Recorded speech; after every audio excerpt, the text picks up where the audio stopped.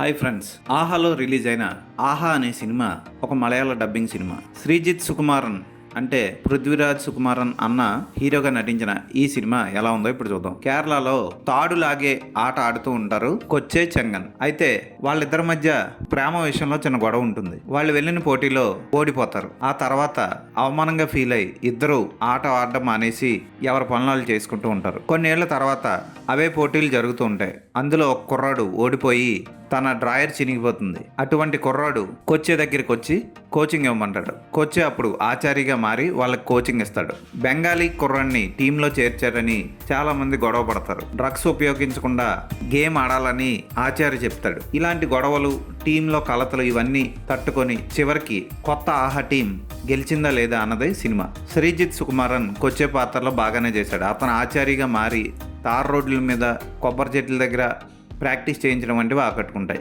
అతని love story కూడా బాగానే ఉంటుంది, కానీ అప్పుడప్పుడు అడ్డంగా వచ్చి నెరేషన్ని దెబ్బతీస్తూ ఉంటుంది. కొంచెం ఫ్లోలో వెళ్తున్న సినిమాని ఆపుతూ ఉంటుంది. మేరీకి కొచ్చేకి మధ్య వచ్చే లవ్ సన్నివేశాలు అంత గొప్పగా ఇంట్రెస్టింగ్గా ఉండవు. ఇవే పెద్ద మైనస్ ఈ సినిమాకి. అలాగే కొచ్చేకి చెంగాకి మధ్య వచ్చే వైరం కూడా ఓకే అనిపిస్తుంది. క్లైమాక్స్లో చెంగా వచ్చి చేసే పని ఆకట్టుకుంటుంది. ఏదైనా ఒక స్పోర్ట్స్ డ్రామాని టైంపాస్కి చూడాలనుకుంటే ఈ సినిమాని చూడొచ్చు. తెలుగు డబ్బింగ్ అక్కడక్కడ చాలా తప్పులు వస్తాయి. పాటలు అస్సలు వెళ్ళినావు. భవానీ డివిడి వాళ్ళు యూట్యూబ్లో రిలీజ్ చేయకుండా ఆహాతో టైఅప్ అయి ఆహాలో రిలీజ్ చేసుకోవడం ఎందుకు మరి నాకు తెలియదు, కానీ ఫోటోగ్రఫీ ఓకే అనిపిస్తుంది. బ్యాక్గ్రౌండ్ స్కోర్ మాత్రం సినిమాని నిలబెట్టింది.